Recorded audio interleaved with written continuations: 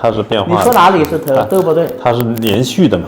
就像我们以前弄的二方连续、四方连续啊，它是连续的，它首尾连接的是吧？对，那就是你在画的时候就怎么考虑到很完美的把它形成整体化的东西，对，是吧？作为器皿本身，例如它有这个腰身，这个收缩。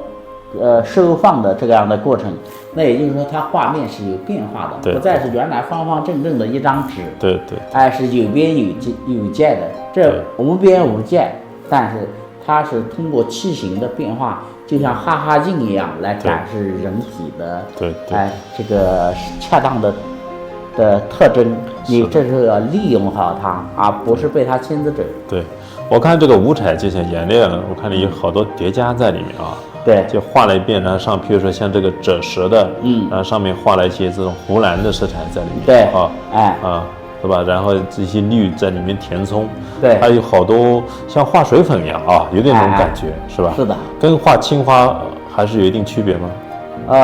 肯定有啊。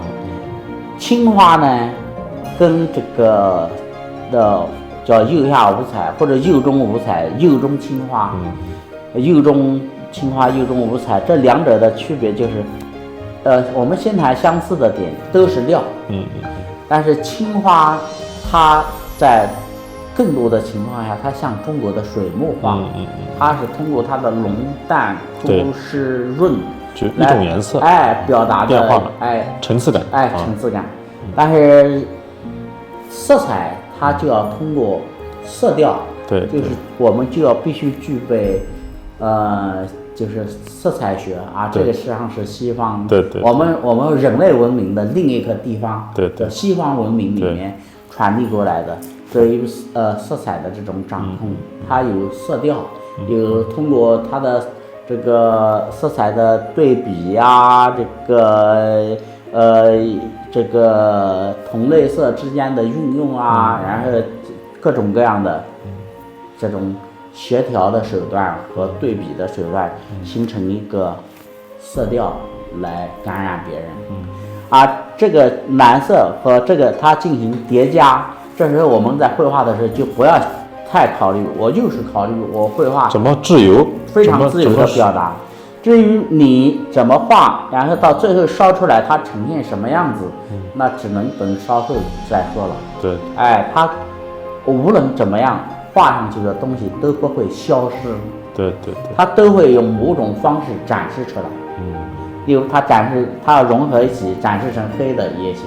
对，但是它是有痕迹的。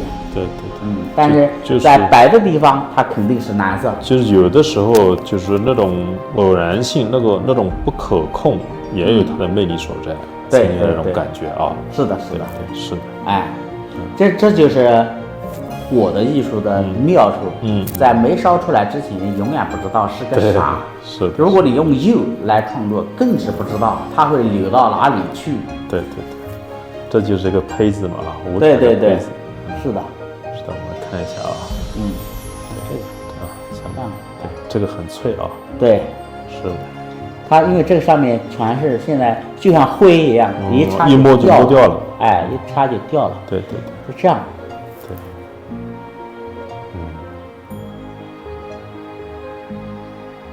好，这个胚子啊，待会儿我们看一下这种五彩的烧制出来的这种感觉是什么一个味道啊？是的。那这个可以摸了啊，没问题。张老师怎么摸都行。对，想咋摸都咋摸。是的，这个就等于我们刚才那个五彩的烧制出来的，烧制成品的啊。是的。它就变成一件艺术品了，一件作品了。对，那颜色还是不一样啊。是的，你看，它呢有的用釉调的，你看。它适当，你看，对，有流动感，你看像眼泪一样在这儿。对，这是釉调的是吧？对，釉调的，就是不是颜料本身的，不是料了，是釉。它釉在流动，它就有一定的厚度，带动了它，看呢。对，你看这样，流下来。对，它就是这种不确定性，有的是很这种偶然性啊。然后你看这个线条，其实你的这两个刚才那个瓶子画原来杯子画是这个蓝颜色跟它叠加在一起的，你看现在烧的隐没掉了。对呀、但它有这个痕迹过来，对，刚才你说的就是它的这种痕迹，看在里面它有对，隐若隐若现的感觉。这就是对你刚才的对这个问的答案，对，问的问题的答案。对，就是有点像水彩啊，看或者看丙烯那种你看这个带点的地方就展示对的更加明确。对，然后这种笔的痕迹在里面，浓淡、枯涩啊都可以体现出来。你看它在里面，看它自己一个那种流动的，就是这种，就是我讲的这种偶然性嘛，对，偶然不确定性，它也是自有迷人之处啊。是的，但整个感觉来说，这个瓶子还是很有张力的。是的，就是它的这种丰富程度啊，和这种奔放的这种韵律感呐，对，以及这种我们刚才讲的丰富的层次，对啊，都非常精彩，是的，都非常精彩。我们就近看一下那这个五彩的烧制好的这种感觉，非常精彩。细节的呈现啊，这种韵律感，奔放的这种笔触，强烈的视觉冲击，对，可以的。然后这种一个有层次感的色调，对，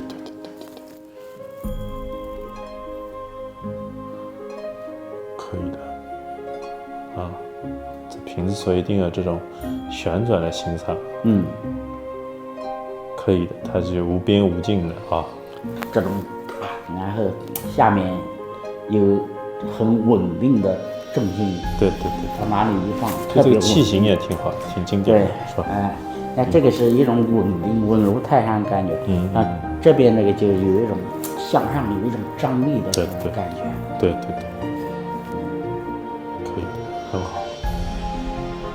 所以说，这种就不断的经验积累啊，经验积累，你一次一次经验积累，然后呈现状态也是。每次这些你都要付出代价的。对，是的。可以，蛮好的。是。我们再看一下你画那个盘子，我看你画的盘子也很精彩。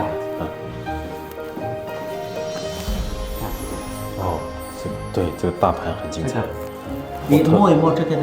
对，它有凹凸不平的感觉。再摸摸。这些。对，是吧？高高低低的，但是非常的润。对，它的高高低低，然后很润，有一种手感非常好，有一种肤感的感觉。手摸像摸在皮肤上一样啊。它的润滑度非常好，很细腻。对。这个表现力也非常强啊！它的特征就是釉，这是釉它釉就流淌的感觉。济南这个颜色也比较特殊。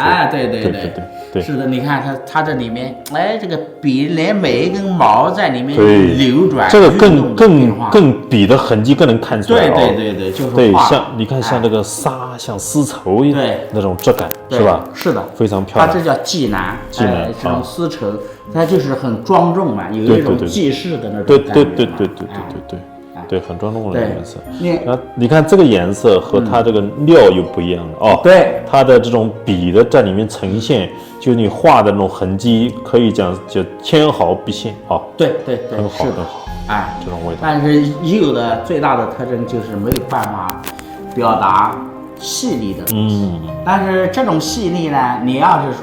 我们不能表达细腻，是不能表达细节。对，细腻的情感也是细腻的情感。从情感的角度，它是细腻的嘛？是细腻。对，它从造型的细节来说，它肯定是跟就材料的这种不同就体现出来，是吧？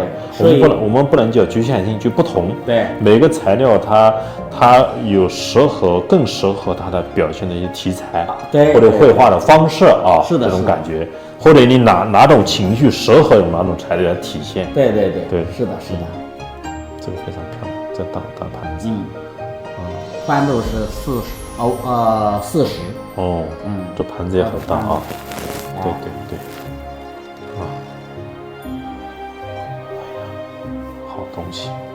非常漂亮。对，就是艺术品啊，它应该穿越这种很多局限的，比如说对穿越东方西方啊，你不要自己自我实现，打破这种藩篱。我是画青花的我是画国画的我是画油画的，对，我是什么东西？那这世界什么东西都可以成为你手下的资源，对，都成为你可以用来表达你情感的工具。对，可以的，蛮好的。今天我们这次来的收获很大啊。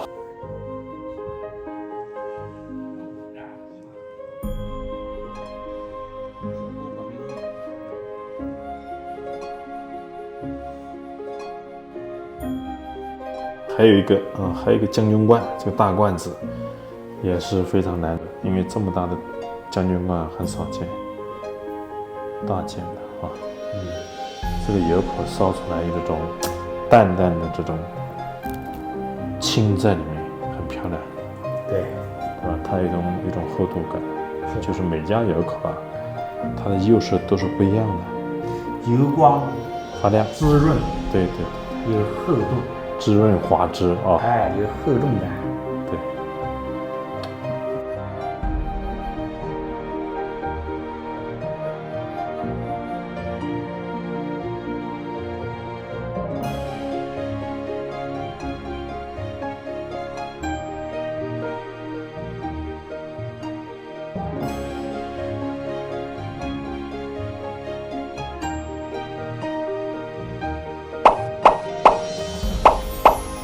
我们再看一下那个我们好。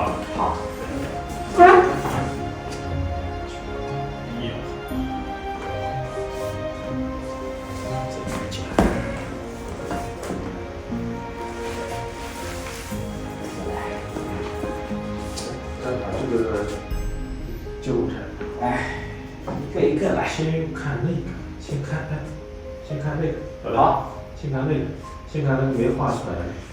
没烧出来，那个不能搬，不能搬啊！只能移动那先，它是那篱笆只能他们自己。他没烧那个，它是篱笆。这个五彩的胚子啊，这个就很没烧制啊，它是很脆的啊，这个瓶子体量很大它这种料叠加的感觉，对。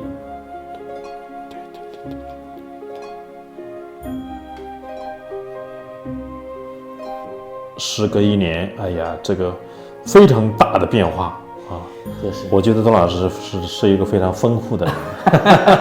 你千里迢迢来看我内心充满了温暖，对不对？这也是一种创作，是吧？你也不顾这个身体的这个暴病，对，开个互相吹捧吧，对，咔了，对，咔了，是的，这就是一种情感嘛。对。